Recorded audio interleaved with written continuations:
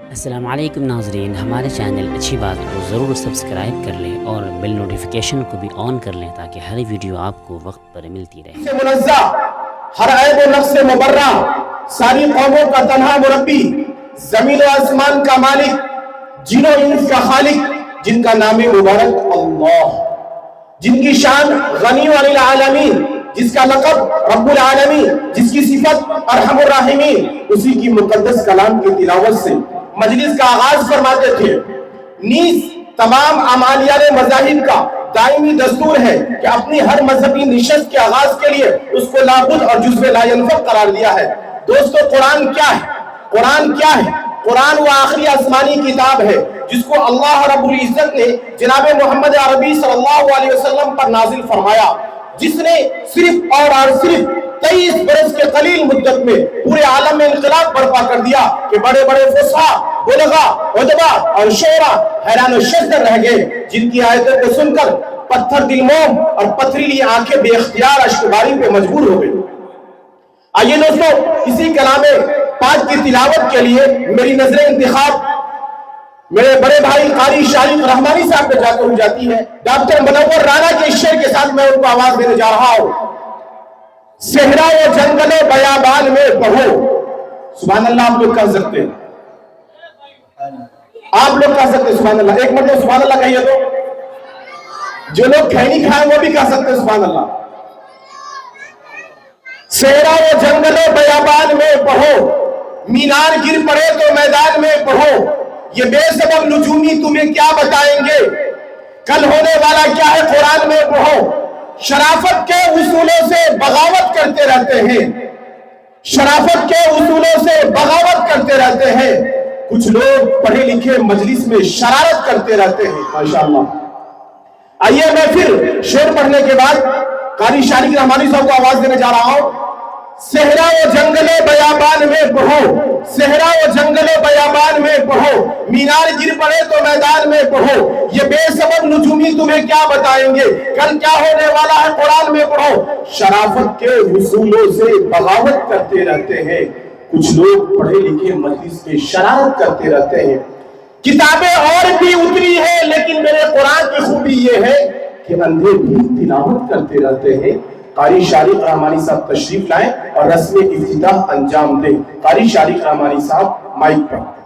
اعوذ باللہ من الشیطان الرجیم، بسم اللہ الرحمن الرحیم، ان عدت الشہور عند اللہ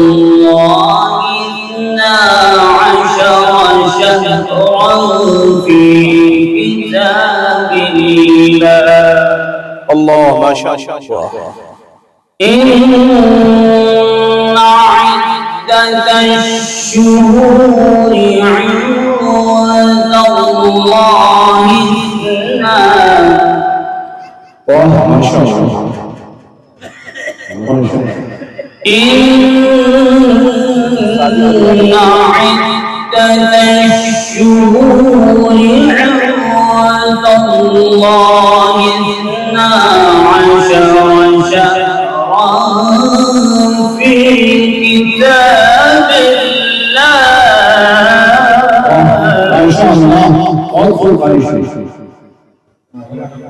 إن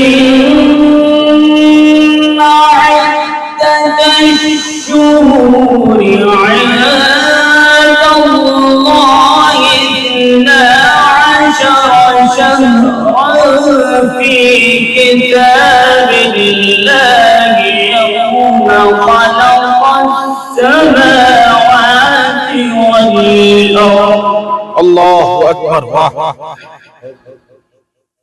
يوم خلق السماوات والأرض منها 4 حور، ذلك الدين القيم، ما شاء اللہ، ذلك الدين القيم، اللہ، ذلك الدين القيم فلا تظلموا فيهن أنفسكم وقاتلوا المشركين كافة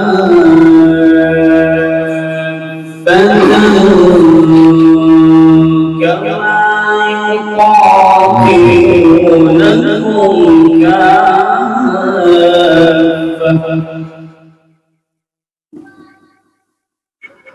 وقاتلوا المشركين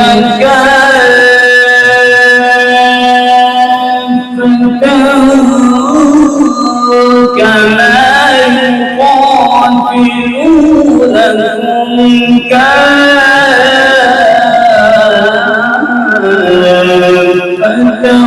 واعلموا كما يقاتلونكم كافة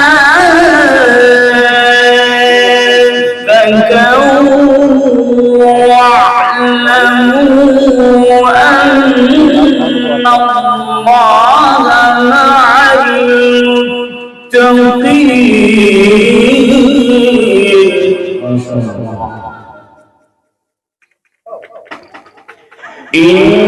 إنما النسيء زيادة في الكفر يضل به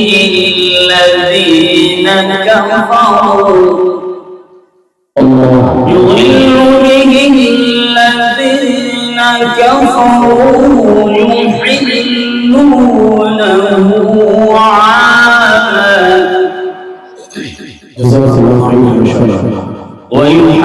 ويحرمونه عاما ليواطئوا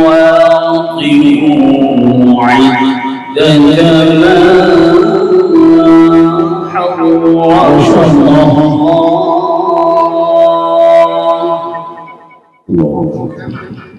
فيحلوا ما حرم الله والله لا يهدي القوم الكافرين